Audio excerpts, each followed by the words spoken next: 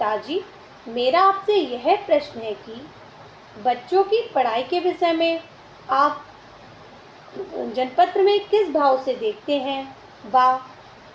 हस्तरेखा में किस रेखा या पर्वत से बताते हैं। सभी दर्शकों के लिए सादर नमस्कार। हम जनपत्र में जो जनपत्र का पंचम भाव होता है उसके द्वारा बच्चों की शिक्षा के विषय में जानकारी प्राप्त करते हैं और बताते हैं।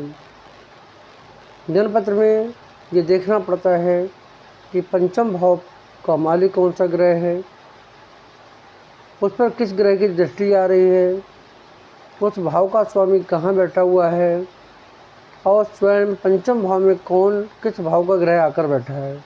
कई चीज़ों को देखना पड़ता है, तब बच्चे की शिक्षा के विषय में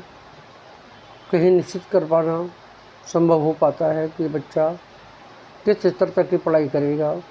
पढ़ने की लालसा क्या रहेगी, स्वभाव क्या रहेगा, किस क्षेत्र में इसका रुझान रहेगा, ये सब जानकारी प्राप्त होती है। हस्तरेखा में मस्तिष्क रेखा का विशेष तौर पर चिंतन करना पड़ता है कि मस्तिष्क रेखा का झुकाव बिंदु किधर है, किधर को रेखा जा रही है, उसकी मोटाई और उसका पतलापन देखना पड़ता है, रेखा का रंग देखना पड़ता है। साथ में कुछ पर्वत भाव हैं, जैसे बुध ग्रह है, बृहस्पति ग्रह है, चंद्रमा की स्थिति है, शनि ग्रह की स्थिति है। इनको देखने से बच्चों की पढ़ाई के विषय में वास्तविक जानकारी प्राप्त हो पाती है कि इन बच्चों का मन पढ़ाई में कैसा रहेगा, ये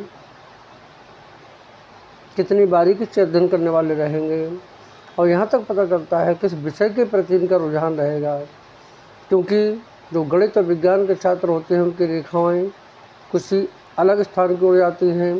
जो साहित्यिक विषयों के तरफ अधिक रुचि रखने वाले होते हैं उनकी रेखाओं का झुकाव किसी दूसरी ओर होता है। तो रेखाओं को देखने से पता चल जाता है कि बच्चा किस प्रकार का चिंतन करने वाला होगा, किस विषय में रुचि रखने वाला होगा, कि उसके जनपत्र हस्तरेखाओं के द्वारा ही बहुत कुछ पता चल जाता है।